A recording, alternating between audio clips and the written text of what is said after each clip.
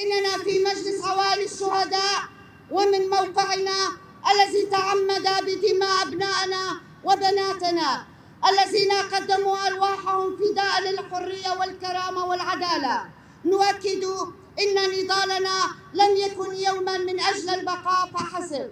بل من أجل انتزاع حقوقنا المسلوبة وصونا هويتنا التي تحاول الاستبداد طمسها لعقود.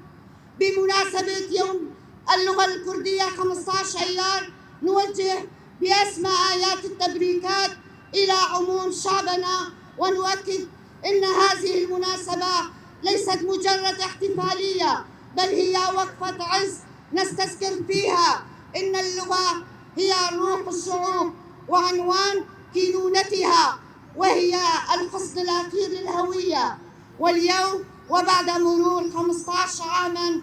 على انطلاق ثورة روجافا، نؤكد أن أحد أسمى وأهم أهداف هذه الثورة كان ولا يزال تثبيت حق التعليم باللغة الأم كركيزة أساسية لبناء المجتمع الحر، ولن نحيد عن هذا الهدف أبداً، وبناء على ذلك نعلن لعموم مطالبنا وثوابتنا غير القابلة للتفاوض الاعتراف الدستوري. نطالب بالاعتراف الدستوري باللغة الكردية كاللغة الرسمية في سوريا.